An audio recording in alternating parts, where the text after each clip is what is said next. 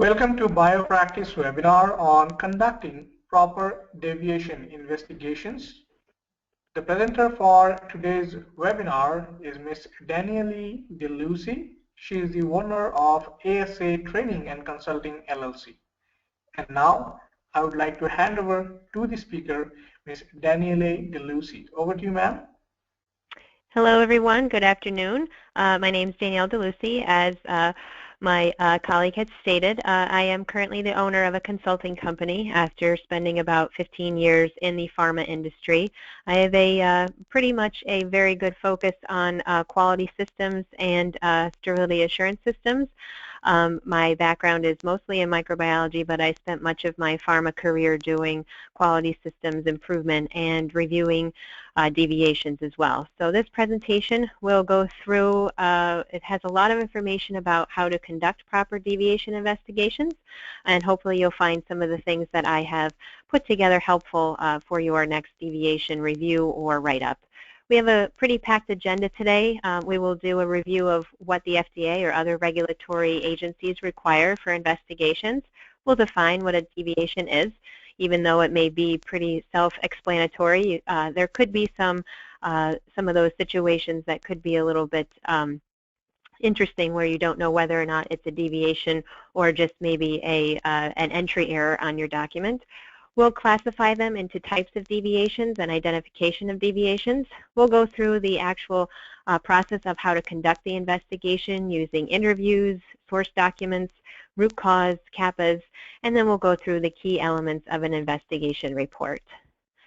So this is kind of a humorous slide, but this is what we're trying to avoid. This is just a silly cartoon that I had found that says worst deviation ever. And obviously when our regulators come in or any of our upper management or quality control colleagues, we don't want them to come in and say that we have the worst deviation ever. I did have an experience personally where one firm I did work at, the investigator did actually speak those words of our subject matter experts when reviewing the deviation. So needless to say, don't want to have that happen to you guys, so we will go through these slides and hope that the investigations that you put together will be thorough and complete. So many of you already know, probably most of you are in the pharma industry, but we have regulatory requirements for investigations.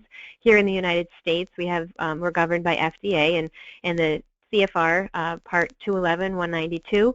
It does have a big definition about what a deviation is. It's any unexplained discrepancy, and you should really investigate that, it says, and have a written record of the investigation. And one key thing that they do hone in on is to include conclusions and follow-up, which is huge for the FDA. And in our European friends, we have the EC Guide to Good Manufacturing Practice for the European Union, and they also say that any deviations from instructions or procedures should be avoided as far as possible. And they also include that they should be approved in writing by a competent person, so they really hone in on the training aspect of those who are reviewing the deviations. Another cartoon I put together here, this is Einstein discovers that time is actually money. So this one thing that I did find out in reviewing and even writing up many deviations, they are extremely expensive to our business.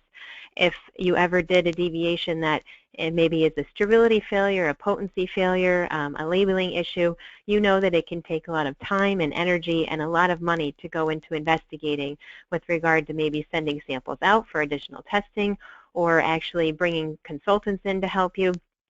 So it's in the company's best interest to avoid deviations. So let's get into the nitty-gritty. What is a deviation exactly? So it is a variance from the approved written procedures. I mean, it's pretty obvious what a deviation is. Thorough deviation investigations are mandatory in the eyes of regulatory agencies, like I said, with FDA, the EU, any regulatory body actually does require you to give them a list of your deviations as soon as they come in to investigate you. In the event that you have incomplete investigations, as they state here in some of these bullets, you can have a lot of issues for your firm. Obviously, the first and foremost, the most important thing for your business is to meet the needs of the customer, or the patient in this case, when we're selling biologics or pharmaceuticals out to our customers. So if you have many deviations for, let's say, a product that is in short supply, that could impact the customer and the patient and perhaps be a health problem for them. You could lose jobs. In the event you have many, many deviations, the FDA can come in and slap a warning letter on your company, and or, God forbid, maybe a consent decree, and bring in third-party reviewers that would require many people to lose their jobs, because then the FDA would be reviewing your investigations. And also your impact to shareholders, those people who are actually pretty important to the business. They keep it going. So again, as I said, you could have potentially impure or potentially dangerous product to the patient if you have a lot of deviations, or deviations that are scientifically unsound.